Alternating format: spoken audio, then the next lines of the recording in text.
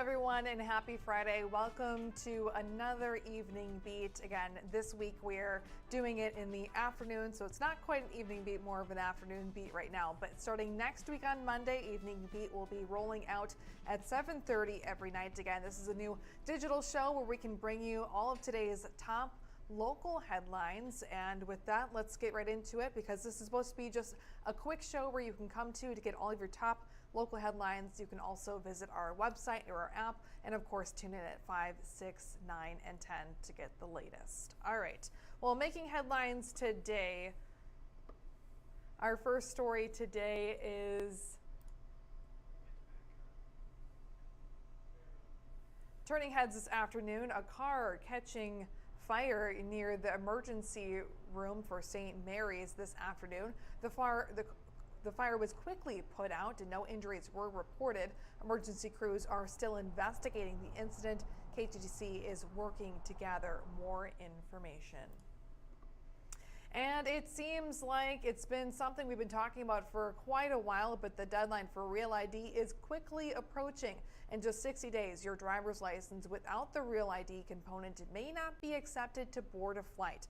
The Real ID Act was passed by Congress in 2005 and a recommendation by the 9/11 Commission. The Real ID is a driver's license or other form of state-issued ID that meets the minimum security standards set by the federal government.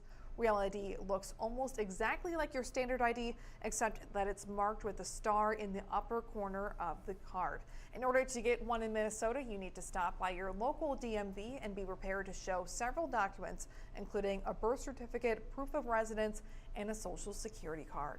Deadline has been extended several times in the past years, and that likely won't happen again. So many states are already Real ID compliant, and Minnesota is actually one of the last states to implement Real ID compliance. So we are on the tail end of all of the states getting on board with Real ID. So it's really important that we all work to get our IDs by that deadline.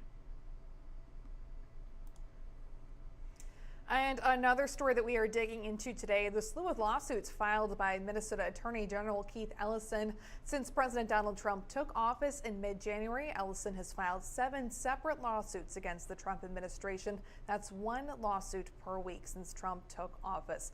Ellison's latest one, which was filed today, deals with the termination of federal workers. Ellison says all of the lawsuits have been filed as a result of an overreach of the executive branch. Our Capitol reporter Quinn Gorham will have more on this tonight at 5 and 6. And our last story for this evening beat, Iowa Republican legislatures are looking for feedback after they released a major overhaul of the property tax system. They say this is the largest change since the 1970s. The Republican sponsors say taxpayers will save $400 million.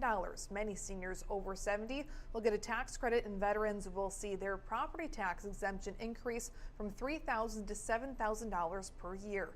The $400 million in savings will happen because the state will assume a greater share of the local taxes you pay towards school districts. The plan also phases out rollbacks and will give homeowners a $25,000 annual exemption.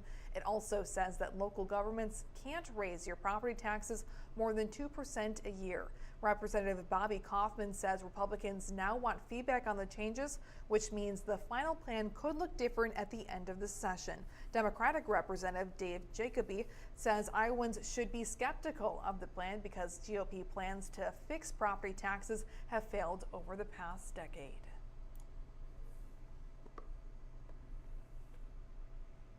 Well, that is a look at your top local headlines for the hour. Again, you can always find more in-depth coverage on our app, on our website. That's KTTC. Of course, you can always tune in at 5 and 6 and 10 for the latest. Again, this week we were doing Evening Beat at 3:30. Next week, starting on Monday, Evening Beat will be at 7:30. Again, this is a new digital streaming show, and I am very excited to see where Evening Beat takes all of us in the local headlines that are to come. With that, I hope everybody has a great weekend and a happy Friday.